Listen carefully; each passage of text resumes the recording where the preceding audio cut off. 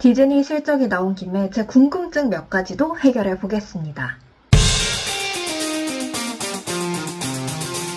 디즈니의 실적이 수요일 장 마감 이후에 나왔습니다. 그리고 주가는 뛰었죠. 월트 디즈니의 주가 실적 발표 당일에 시간외 거래에서 6.71% 오르면서 $105 79센트에 마감을 했습니다. 이 수준 계속해서 유지를 해 나갔고요.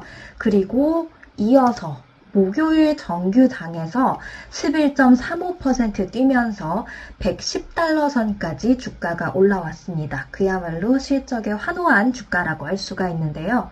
왜 올랐나? 이 호실적 그리고 가이던스 상향 조정의 이유가 가장 컸겠죠. 또 올해 회계연도 말까지 연간 약 9조 원을 비용을 절감하겠다 이런 목표를 세웠었는데 이거를 초과 달성할 수 있겠다라는 자신감을 보였습니다. 자사주 매입 계획도 있었고요. 배당금 높이는 그런 계획도 있었고요. 에픽게임즈 게임업에 이제 투자한다는 그런 소식도 들려왔고요. 밥 아이거도 이제 우리가 다시 성공 기로에 서게 된 것 같다라고 좋게 평가하면서 전반적으로 디즈니의 주가의 훈풍으로 이어졌습니다. 그리고 여기서 제가 가이던스 상향 조정과 비용 절감 관련된 부분에 빨간색을 쳐놨는데요. CNBC가 주목한 부분이 바로 이 부분이었습니다. 스트리밍 러시스, 그 OTT 서비스에서의 그런 손실을 크게 줄이면서 하이크스 가이던스, 가이던스를 상향 조정했다. 비용 절감이 그러니까 순이익, 매출에 긍정적인 영향을 미칠 것이다. 가이던스 상향 조정으로 이어졌다. 이런 뜻이 되겠죠.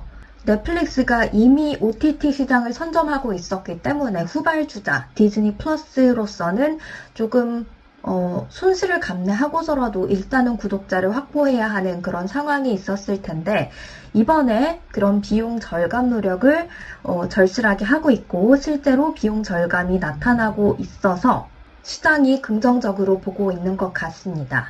조금 더 자세하게 보기 위해서 디즈니의 실적 보고서 가져와 봤습니다. 우리가 봐야 할 부분 OTT는 여기 Direct to Consumer에 포함되어 있는 그런 사항인데요.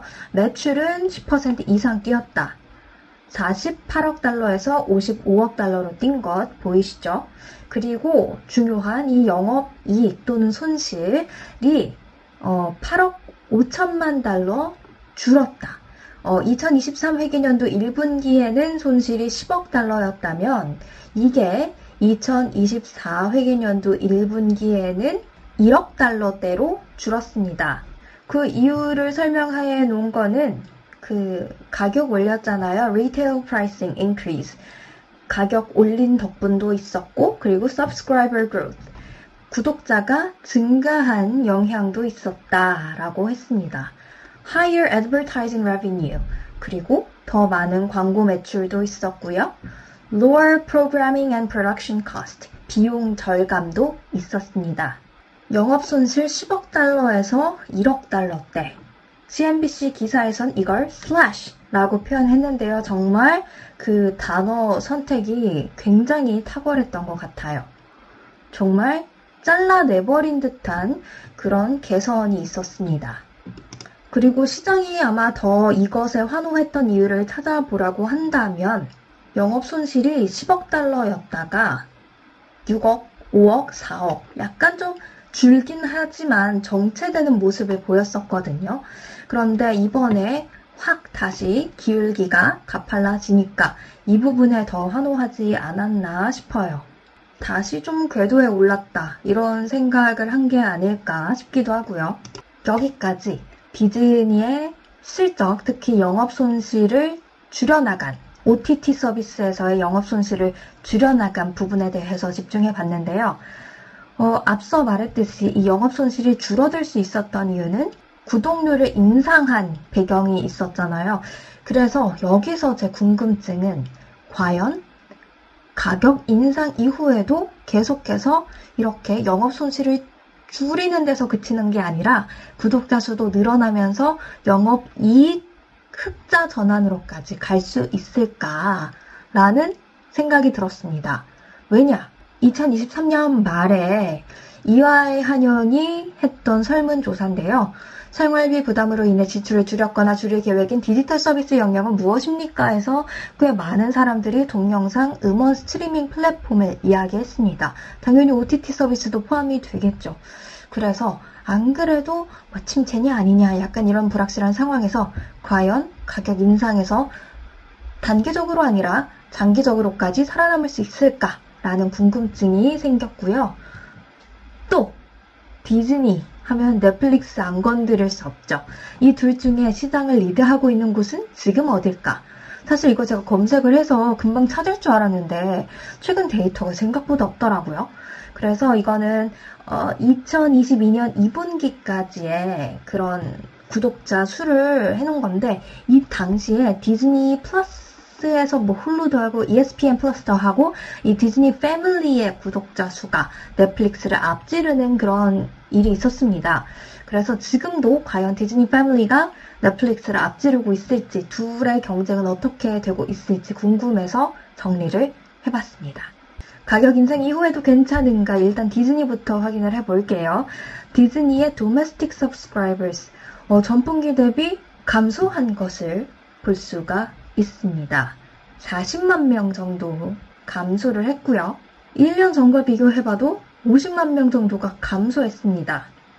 그리고 미국 이외의 International Subscribers 역시 전분기 대비로는 90만 명가량 감소했습니다. 1년 전에 비해서는 늘었지만 아마 이 수치가 늘은 건 그 사이에 진출한 나라들이 더 많아졌기 때문에 그럴 텐데 이 가격 인상이 10월, 11월, 10월 2일인가? 그때쯤 이뤄졌거든요.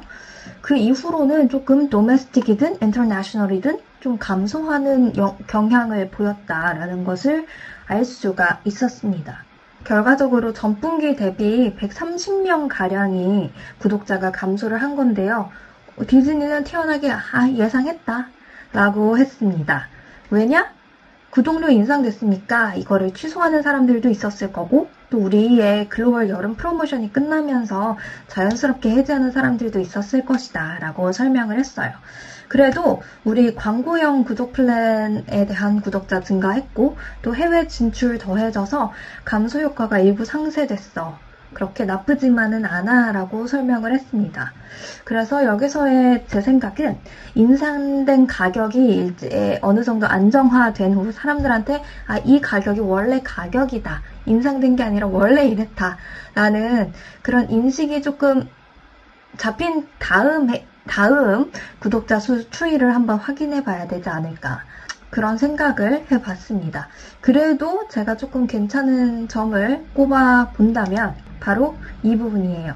그 ARPU, Average Revenue Per User, 1인당 매출인데요.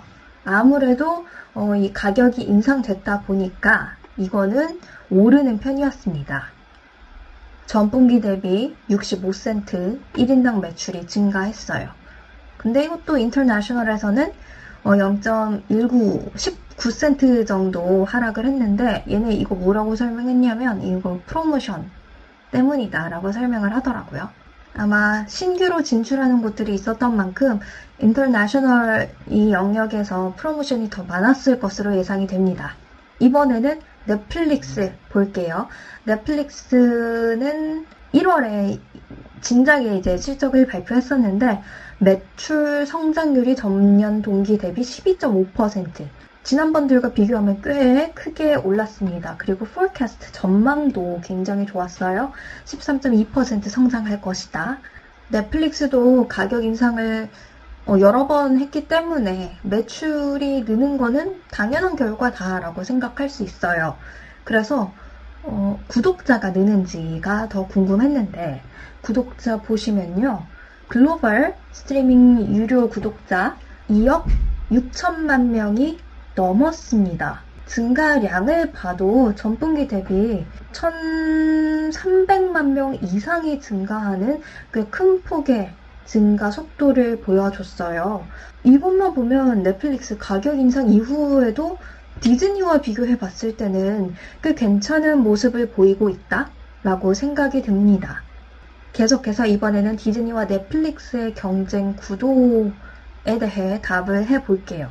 2022년 2분기 기준으로는 디즈니 패밀리가 2억 2,110만 명가량의 구독자로 넷플릭스의 2억 2,070만 명가량의 구독자를 앞질렀었는데 과연 이게 지금은 어떻게 됐을까요? 제가 디즈니와 넷플릭스의 실적 보고서를 다 그 분기별로 뒤져서 구독자 수를 확인해 봤습니다. 그래서 차트를 만들었는데요. 일단 회색이 순수 디즈니 플러스고요. 파랑색이 넷플릭스, 그리고 주황색이 그 훌루, ESPN 플러스까지 다 합친 디즈니 패밀리입니다. 일단 디즈니 플러스만 보면 가격 인상 이후에 조금 주춤 횡보하는 모습 보이고 있는데 그에 비해서 넷플릭스는 가격 인상이 있었음에도 불구하고 쭉 오르는 모습입니다. 역시 넷플릭스인가?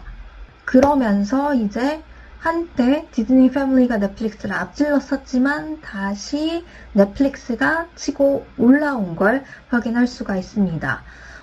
지난해 1분기부터 또 바로 역전이 됐죠. 지금은 격차도 꽤 많이 벌어져 있는 상황인데요. 이거는 넷플릭스 그 실적 보고서에 있던 자료인데 가져와 봤어요. 2023년 12월 기준의 자료입니다. 넷플릭스가 6개국에서 사람들이 무엇을 보고 있는지 그 통계를 내본 건데요. 빨간색이 넷플릭스고요. 파란색이 디즈니와 훌루를 포함한 거예요. 일단 미국에서 보면 디즈니 훌루 5%, 넷플릭스 8%. 넷플릭스의 시청 시간이 더 많다고 볼 수 있고요. 다른 국가들에서도 뭐 디즈니 플러스가 진출 안 한 데가 있을 수도 있겠지만 어쨌든 빨간색이 다 높습니다. 이런 거를 봤을 때는 구독자도 넷플릭스가 많고 시청 시간도 넷플릭스가 더 많다. 로열티가 넷플릭스에 더 있다. 라고 볼 수 있을 것 같아요. 오리지널 컨텐츠 그리고 새로운 컨텐츠들이 디즈니 플러스보다는 많기 때문이 아닐까. 역시 컨텐츠 싸움이다. 이런 생각이 드는데요. 그럼 디즈니도 싸워야죠. 디즈니도 컨텐츠로 승부를 볼 준비를 하고 있는데요. 지금 보고 계시는 게 디즈니 플러스 그리고 훌루에서 출시될 새로운 내용들입니다. 뭐 이미 출시됐던 영화들도 있고요. 아니면 신규로 뭐 제작하는 것도 있는 것 같은데요. 디즈니 플러스가 이번에 실적을 발표하면서 강조했던 것들, 그리고 언론사에 또 따로 기사까지 났던 것들, 그거는 바로 제가 이 빨간 박스 해놓은 3월 15일 날 릴리즈 출시될 테일러 스위프트의 투어 영상입니다. 테일러 스위프트 글로벌 팬층이 엄청나죠. 이걸 디즈니 플러스에서 만날 수 있다고 해요. 그래서 아마 디즈니 플러스는 이걸 통해서 구독자 증가를 다시 한번 노리는 게 아닐까 싶은데 넷플릭스의 오리지널 컨텐츠에 대적할 만한 그런 디즈니 플러스, 훌루, 또 디즈니 패밀리의 컨텐츠가 나올지, 그래서 구독자 수 격차를 줄여나갈 수 있을지 한번 지켜보셔야 될 것 같습니다. 질문에 대해 정리를 해보자면 디즈니 플러스 구독료 인상 이후 좀 주춤한다. 넷플릭스는 오르고 있다. 디즈니 플러스 이 가격 안정화된 후에 구독자 수 추이 다시 한번 확인해 봐야 할 것 같다. 지금의 경쟁 구도 하에서는 넷플릭스가 이기고 있다. 이렇게 정리해 보겠습니다. 그럼 저는 또 다른 영상에서 인사드리겠습니다. 안녕.